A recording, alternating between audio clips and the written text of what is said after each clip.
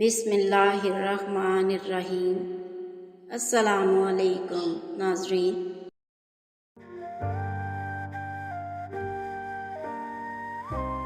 منیب کے آنسوؤں نے عدن کی ہتھیلی بھگو دی تھی۔ عدن کی پلکوں میں ارتعاش پیدا ہوا۔ منیب کو اس کی انگلیوں میں حرکت سی محسوس ہوئی۔ اسے لگا کہ اسے نئی زندگی مل گئی ہے۔ وہ بنا آنسو صاف کیے ڈاکٹر کو بلانے بھاگا۔ ڈاکٹر، عدن ٹھیک ہو رہی ہے۔ منیب ٹھیک سے بول بھی نہیں پا رہا تھا۔ مبارک ہو، عدن کو ہوش آ رہا ہے، اب ٹھیک ہو رہی ہے، پر کوشش کریں کسی قسم کی پریشانی سے دور رکھیں ان کو، اور نہ ہی کوئی پریشانی والی بات بتائیں۔ ڈاکٹر نے عدن کو چیک کر کے منیب کو ہدایت دی۔ جی بہت بہت شکریہ ڈاکٹر صاحب۔ منیب کی آنسو میں اور شدت آ گئی تھی۔ اسے یقین ہی نہیں آ رہا تھا کہ عدن کو ہوش آ گیا ہے۔ اس نے اپنی ہتھیلیوں میں اس کا معصوم سا چہرہ بھر لیا۔ اس نے چہرے کو چھوا تو اسے سچ میں یقین ہوا اس کی عدن کو ہوش آ گیا ہے۔ اس نے دل میں اپنے رب کا شکر ادا کیا۔ عدن بولنے کی کوشش کر رہی تھی۔ ہاں بولو عدن، کیسی طبیعت ہے اب تمہاری؟ وہ اس کے رخسار پر اپنی انگلیاں پھیرتا ہوا فکر مندی سے پوچھ رہا تھا۔ میں ٹھیک ہوں منیب۔ عدن تم نے میری جان نکال دی تھی، پتہ میں کتنا پریشان ہو گیا تھا۔ ایسا بھلا کوئی کرتا ہے؟ میں پل پل مرتا تھا، پل پل جیتا تھا۔ منیب کی آنکھوں میں آنسو تھے۔ معصوم سا چہرہ بنا کر وہ ایک چھوٹے بچے کی مانند شکوہ کر رہا تھا۔ منیب کا معصوم سا چہرہ دیکھ کر عدن کے لبوں پر ہلکی سی مسکراہٹ آئی، جو کافی عرصے سے کہیں کھو چکی تھی۔ عدن کبھی مجھے ایسے چھوڑ کر تو نہیں جاؤ گی نا؟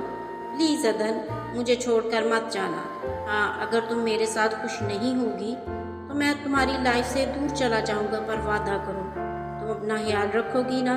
منیب نے عدن کا ہاتھ پکڑ لیا۔ عدن نے پہلی بار منیب کی آنکھوں میں اپنے لیے اتنی فکر مندی دیکھی تھی۔ زندگی میں پہلی بار کوئی ایسا تھا جو عدن کو کھونے کے خیال سے بھی خوفزدہ ہو جاتا تھا۔ تم ریسٹ کرو، میں چلتا ہوں۔ ابھی ہوش آیا ہے تمہیں؟ میں تمہیں پریشان کر رہا ہوں؟ ویسے بھی ڈاکٹر نے کہا ہے تمہیں کسی قسم کی پریشانی سے دور رکھو۔ تمہاری حالت کا ذمہ دار بھی میں ہی ہوں۔ کہیں تم پھر سے، یہ کہتے ہی منیب اٹھ کھڑا ہوا۔ عدن نے منیب کا ہاتھ پکڑ لیا۔ منیب مت جاؤ نا پلیز، یہیں رہو میرے پاس۔ منیب نے عدن کو حیرت بھری نگاہ سے دیکھا۔ سچ میں یہیں رہوں تمہارے پاس؟ منیب واپس سے بیٹھ گیا۔ وہ اچھا، شکریہ۔ میں صرف یہاں نہیں، عمر بھر تمہارے ساتھ رہنے کو تیار ہوں۔ تم ذرا ہاں تو کرو۔ منیب کی اس حرکت پر عدن بے ساختہ ہنسی۔ منیب کا دل کر رہا تھا وقت تھم جائے، وہ یوں ہی عدن کو مسکراتا ہوا دیکھتا رہے۔ عدن کتنے عرصے بعد مسکرائی تھی نا، کتنا خوبصورت پل تھا منیب کے لیے۔ مجھے تو سمجھ نہیں آ رہی آخر انہوں نے پکڑا کیسے ہمیں؟ باز کھکلاتے ہوئے ان تینوں سے کہنے لگا۔ ابھی وہ تینوں کچھ کہنے کے لیے منہ کھولنے ہی والے تھے کہ بلیک ٹائیگر روم میں داخل ہوا اور طنزیہ لہجے میں کہنے لگا، میجر رام داس، تو آپ کیا فرما رہے تھے؟ دوبارہ سے پوچھئے اور ہم سے پوچھئے، ہم ہیں نا آپ کے ہر سوال کا جواب دینے والے۔ تم کون ہو؟ اور میرا نام رام داس نہیں ہے، نہ میں کوئی میجر ہوں، مجھے آزاد کر دو۔ رام داس بدحواسی میں چیخنے لگا۔ اتنا ڈر کیوں رہے ہو؟ بلیک ٹائیگر رام داس کے قریب آیا اور اپنے دونوں ہاتھوں سے رام داس کی گردن کو ایک خاص زاویے میں گھمایا۔ رام داس کے جسم نے ایک جھٹکا کھایا، ایسے تڑپنے لگا جیسے کسی نے الیکٹرک شاک لگا دیا ہو، اور ساتھ ہی بھیانک انداز میں چلانے لگا، مجھے ٹھیک کر دو، میں سب بتاؤں گا، بھگوان کا واسطہ مجھے اس اذیت سے نکالو۔ اس کی چیخیں پورے فارم ہاؤس میں گونجنے لگی۔ باقی تین باس کا حال دیکھ کر تھر تھر کانپنے لگے۔ ان کے رنگ زرد پڑ گئے تھے۔ مجھے تمہارے سوال کا جواب تو دینے دو پیارے۔ تم نے ہمارے باس کی موت کا جو پلان بنایا تھا اور جہاں سے تم نے کرمنل ہائر کیے تھے، ان کے بارے میں کیا خیال ہے تمہارا؟ خدا کا واسطہ مجھے اس اذیت سے نکالو۔ رام داس مسلسل تڑپ رہا تھا۔ اس کے چہرے پر شدید تکلیف کے آثار تھے۔ میجر رام داس، تمہیں کیا لگا تھا ڈارک ویب تمہارے سارے کرتوت چھپا لے گی؟ تم وہاں سے کرمنل ہائر کرو گے، ڈرگز کا کاروبار کرو گے، پاکستان کے معصوم بچوں کو زیادتی کا نشانہ بناؤ گے، ہماری سائنٹیفک ریسرچز چوری کرو گے، تمہاری حرام کی کمائی اور حرام کام تمہیں بچا لیں گے۔ ہم اللہ کے سپاہی ہیں، ہمارا مقصد سرکار کی خوشنودی، پیسہ کمانا اور عیاشی کرنا نہیں ہے۔ یہ تو محض ڈارک ویب تھی۔ اگر تم سمندر کی تہ میں بھی گھس جاتے तो हम तुम्हें वहाँ से भी ढूंढ निकालते।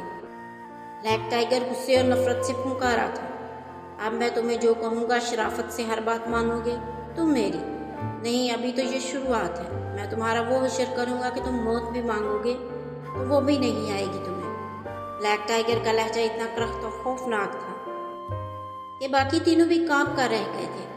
रामदास अजियत और दर्द से चिल्लाते हुए कहने लगा, भगवान का वास्ता, तुम्हें तुम्हारे अल्लाह का वास्ता, मुझे इस अजियत से निकाल दो।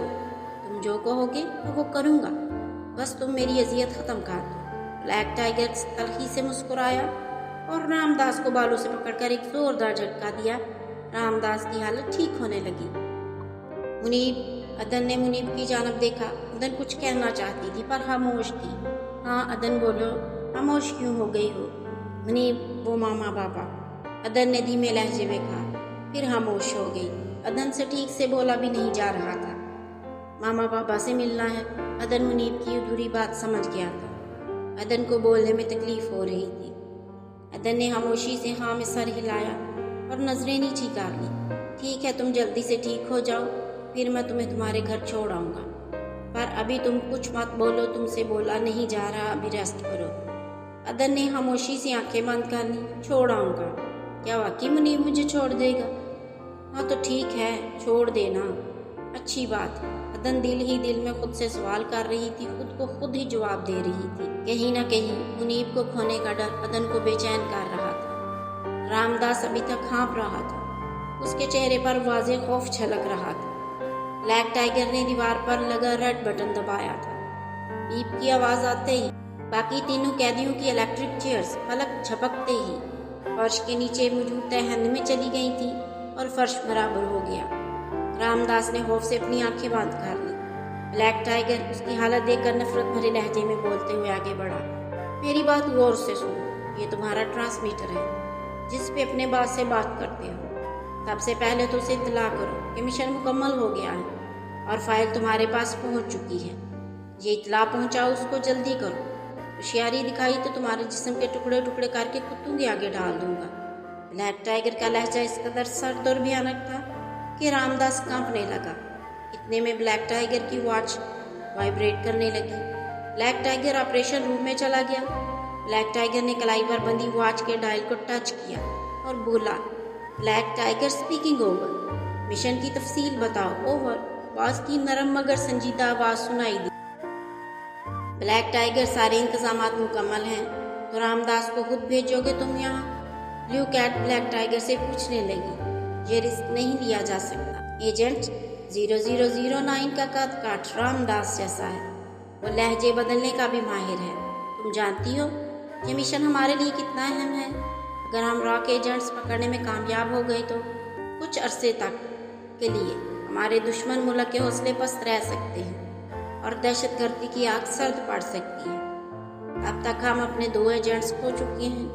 ब्लैक ज़ीरो ने ठंडी सांस ली और मजीद कहने लगा, धरती माँ की हिफाजत की खातिर ही माँ के बेटे कुर्बान होते हैं और लहू की कुर्बानी कभी रायगा नहीं जाती। ब्लू कैट ब्लैक टाइगर सर्द लहजे में बोला था, मुझे घर जाना है, मुझे मामा बाबा से मिलना है। अदन डॉक्टर के सामने रोने लगी थी।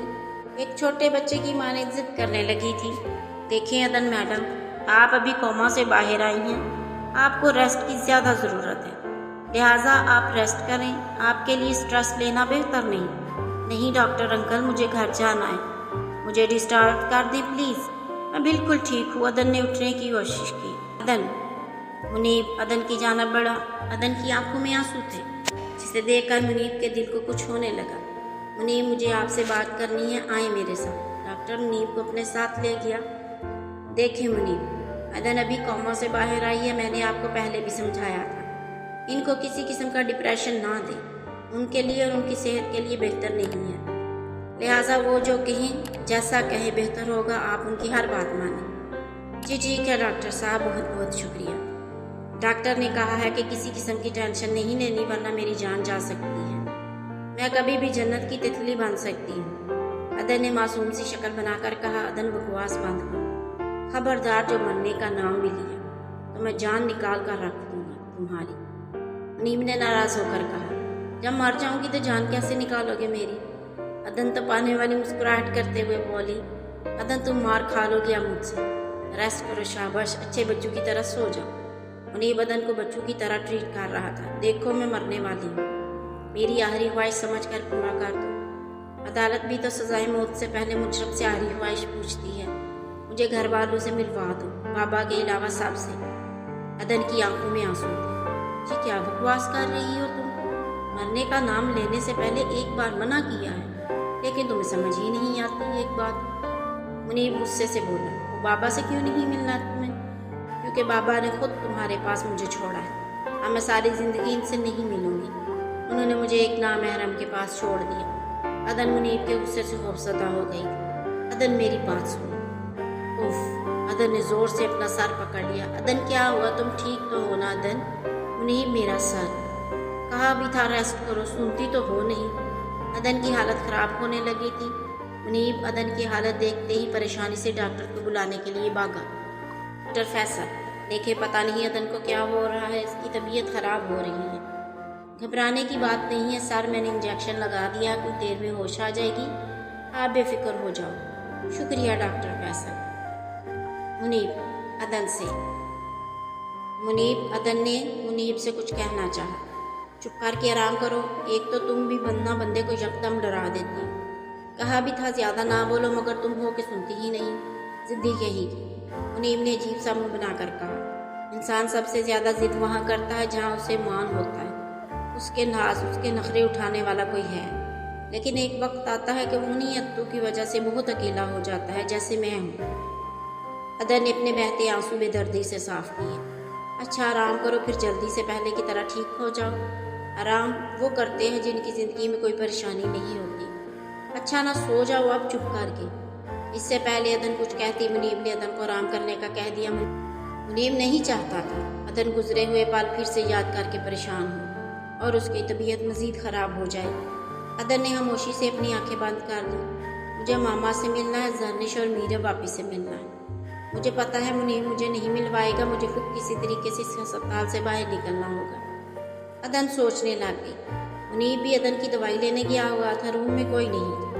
अदन ने उठने की कोशिश की, अदन से उठा नहीं जा रहा था। बहुत मुश्किलों से चकराते हुए गिरते संभलते अदन वहाँ से उठी। सोफे पर शाल पड़ी हुई जिस पर अदन की नज़र पड़ गई। अदन ने उठाकर नकाब कर लिया। मुनीब के आने से पहले अदन बहुत मुश्किलों से सबकी नज़रों से खुद को बचाते हुए अस्पताल से निकलने में कामयाब हो गई। कुछ देर यूं ही चलती रही। अदन के चेहरे पर बहुत ज़्यादा खौफदारी था। प्यास से गला खुश्क हो गया था। उसकी आंखों के सामने अंधेरा छाने लगा। अभी वो गिरने को ही थी कि सामने से आने वाली सिल्वर चमकती हुई गाड़ी के ड्राइवर की नज़र उस पर पड़ी।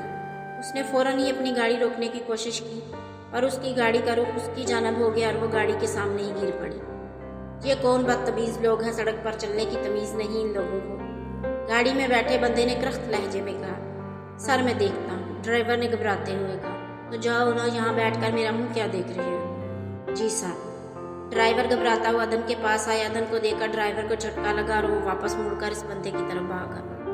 सर अर्जुन सर, क्या मसला है ड्राइवर? मुझे देर हो रही है, ऊपर से तुमने गाड़ी मार दी किसी को। अर्जुन ने करख्त लहजे में कहा, सर ये तो अदन है, मेजर गाजान की मोहब्बत, जिसने आप लोगों की अहम फाइल ISI वालों को दे दी थी। ये उसी बॉस की बेटी है जिस पर आप लोगों ने कातलाना हमला करवाया था। शाबाश ड्राइवर, इसको साथ लेकर चलते हैं। मैं यह खबर रामदास सर को बताऊंगा, वो मुझसे खुश होंगे। अर्जुन के चेहरे पर शैतानी मुस्कुराहट तारी हो गई थी।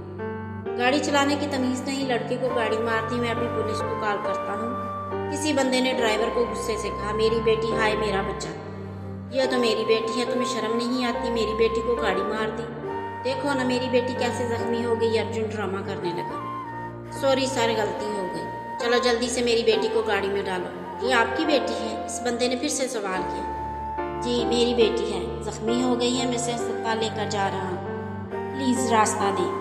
अदन ये तुम्हारी दुआएं। मुनीब अपने ख्याल में आ रहा था। मुनीब ने बेड की तरफ देखा, अदन गायब थी।